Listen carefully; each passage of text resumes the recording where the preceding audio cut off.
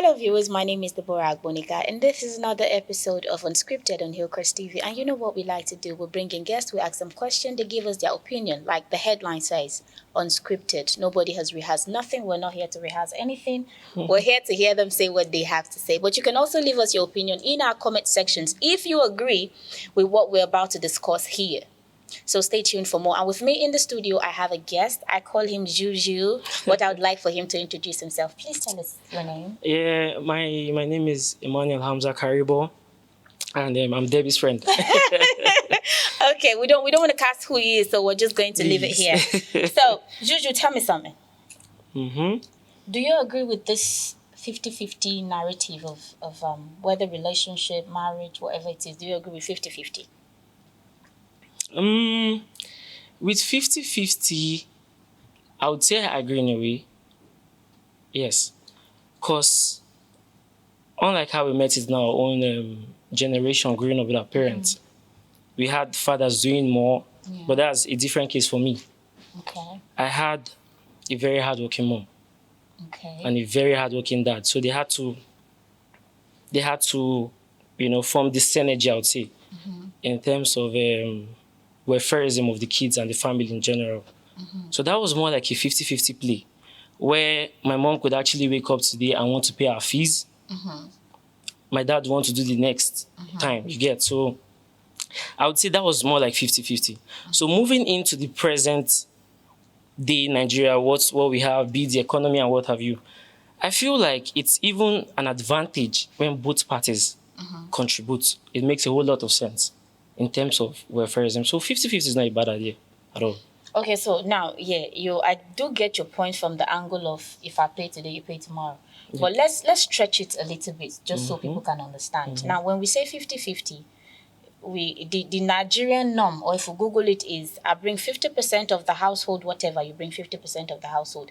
Do you think this should also include 50-50 in terms of dishes, washing, taking care of the kids, doing all the extra, or do you expect me, the woman, to go to work, come back, do 50-50 of the bills, and still come take care of the kids, school for you, do be on the bed, do all of that?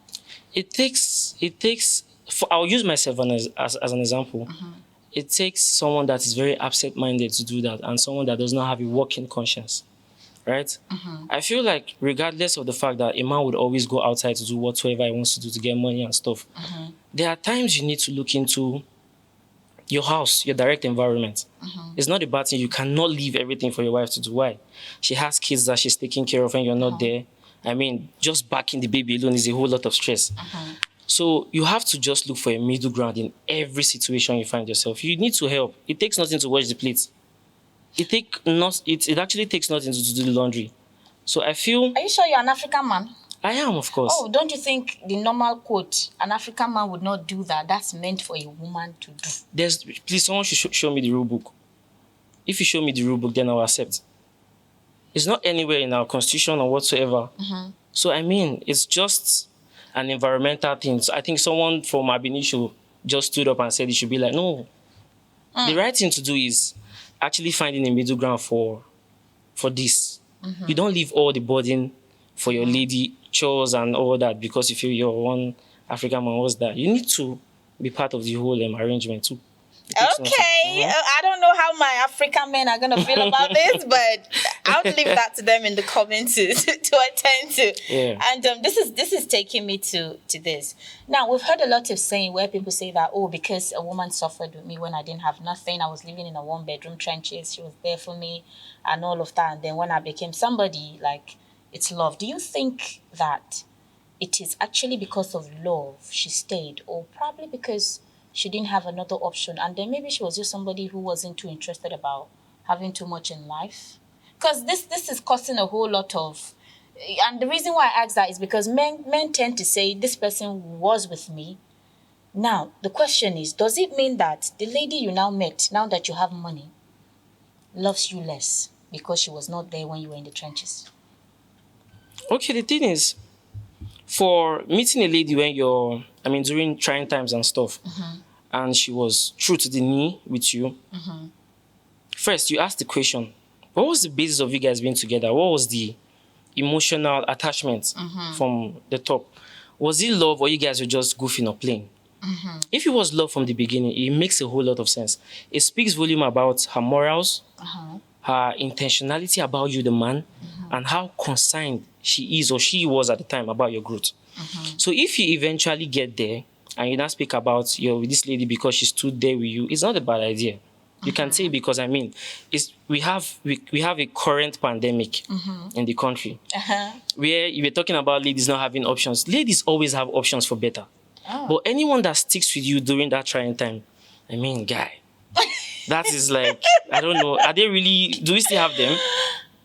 Well, that's what I'm asking. Okay, no. I Okay, mean, do we but still wait, have no, those but wait. ladies? So are you now saying the woman who now meets you when you have everything, she does not genuinely love you? The way that No. one that- I'm not saying that. Okay, I'm just starting why the do you convo from that people? point. Why do you people attach so much importance to these ones that was there when nothing was there? Because it's more organic. So Now, the thing is, there's how the mind works. The mind automatically becomes skeptical. When you meet a lady that, during the period you're all buzzing, you have everything going on for you, you know, your foots are strongly on the ground and that, and you meet a lady, automatically you start second guessing some things. Okay, what could be the thing she's actually leaning on? It's a normal human behavioral settings. You get, but it doesn't mean you cannot find love or still place value. It all depends on what she, or rather how she acts around you still. If she shows intentionality and shows less concern about, the flashy things and all that she sees, I mean, it speaks volume of the mind. So you can actually still meet a lady during the time you're popping that is still true to you. okay, because why I asked this was, we had the Two-Face Adibia issue, we had Yul Edochie's issue, and then the one thing that I keep asking is, if you men keep assessing the worth of a woman's love for you based on the fact that she was with you during your trying times, and then one way or the other, God uplifted you. I feel like it's stages in life, and you moved past a stage. So if you've moved past a stage, like, why can't your mentality move past the stage as well? Because the bashing these women had in common was that, they were with this men when they didn't have nothing. Now they have something, they've dumped the one that, they didn't have nothing with. I feel like that statement is wrong. That's my point, though. Well, if you want me to use the Two-Face thing as... Yeah, please, go on. Okay, I feel like in as much as you have someone that was with you from the top, from the beginning, and eventually you guys had probably have a rift when things are now popping, it's normal. Remember, people don't think it's normal. You people are not robots, right? There's one thing, nature is heavy on change. Oh, yeah. Be it character, behavior, and some other things is change. So maybe they actually grew into some things that I would say the lady, she grew into some things that Two-Face was not cool with. It was a normal change that happened. And probably you and I were not, privy to that information. Yes, that information. It was just what they put out to the public. But we would use our minds and our heads to check. It could be that, yes, she stood her ground during the time he had nothing, most definitely. But, moving forward, she had, as you grow, you meet new friends, you change environments, you have new ideas. Probably those ideas, was not cool with Two-Face. And either was not cool with Annie Dibia too. So, I mean, it's change that happened. You cannot take away the organic thing that happened from the top still, but also change actually fostered or caused the rift they had. Okay, now, the change happened, right? And then, let me say this so it doesn't look like I'm trying to paint you men in a very, The way you men also go about these things is quite crazy for someone like me. Now, you're both public figures, right? Annie and Two-Face are public figures. And then you want to break up with me, you want to go all... Did you think the whole Natasha scenario, the whole how he introduced Natasha into the public scene, the whole everywhere you're there, the girl peppering Annie, doing the extra... I'm going back to you men, You say when a woman suffers with you, when you didn't have mine, you are supposed to hold her in high esteem, queen of the Lord. I accept that from you men's perspective now. I'm not saying since you have that type of a woman, I feel like regardless of whatever it is that is happening between the two of you, if you respect her enough, the whole Two Baba saga, come on now, you can't agree less. Nah, you can't agree that that was the best approach to handling that particular issue. Okay, the only thing that happened at the time that I was not cool with was I'm not a fan of taking personals to the media or social space. But these people are celebrities, right? Uh-huh. And you know one thing with celebrities and paparazzis.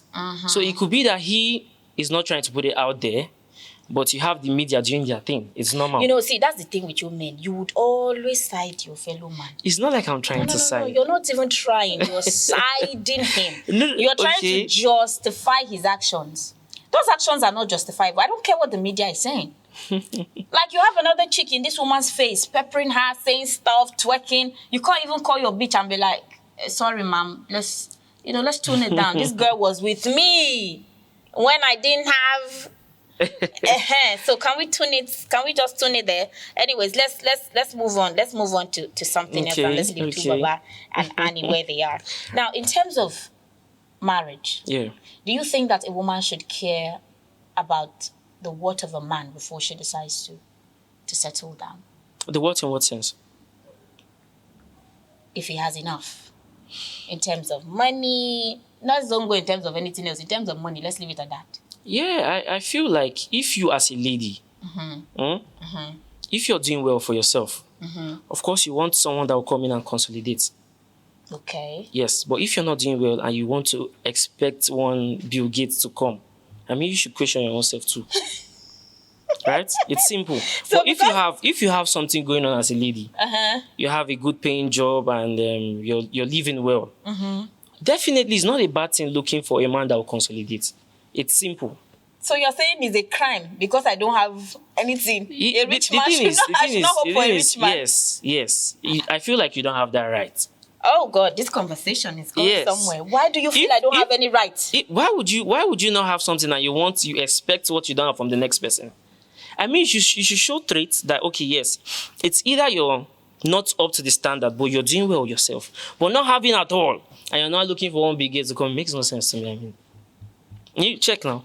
No, not the check. So you're saying I can't just want to have the baby girl lifestyle without doing nothing. Why would you not do something? I mean, aren't men supposed to be the one who are supposed to be in charge? Yeah, would be in charge, but you have to get something going on for yourself. How about when It shows that as humans, you're more sentient in that sense. It shows you're sentient.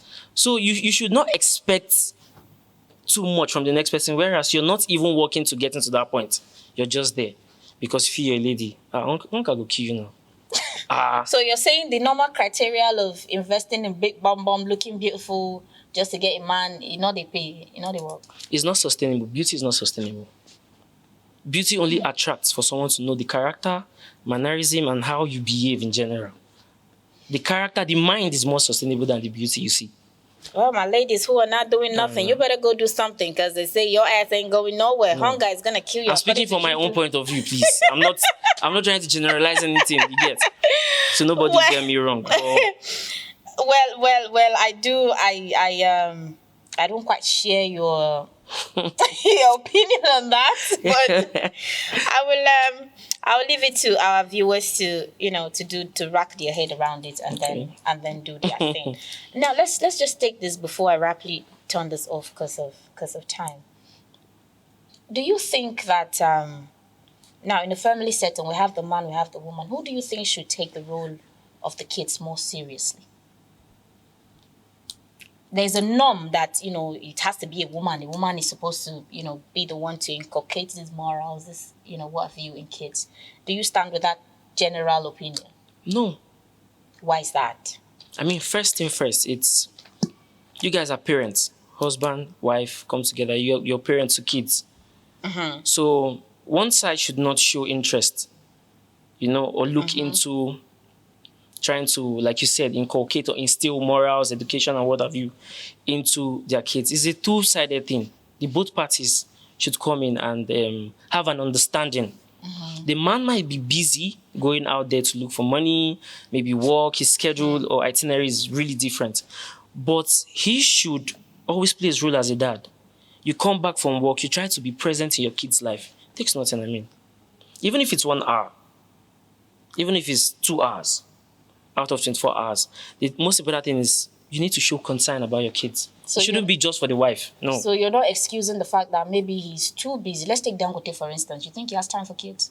That man is touring the country in like every second. I feel like nobody can actually be too busy for their family. It's not true. It's not true. You always have a family time. It's simple. You should always, for those that feel you're too busy and you don't want to know, you gradually lose grip of first the kids. You get? That connection has to be there from the beginning. From the beginning, yes. I think if you want to, you should write a book on 001 of wanting to get married and being in a healthy relationship, because I was about to give you, but right here, this is all given. Anyways, because we do not have all the time in the world, and like I tell you, we always bring them back for more topics and more entertaining gist. And not be every time we they give an advice here. Sometimes it's educational, sometimes it's entertaining, sometimes it's, you know what I'm saying? So keep the comments light, keep them nice, keep your opinion. Leave us your opinion on all of our social media handle at Hillcrest TV. And thank you so much, Juju, for being in the studio. Thank you so much for hosting me, David. Well, until next time, I remain your host, your celebrity journalist, Deborah Agbonika. Bye for now. Thank you.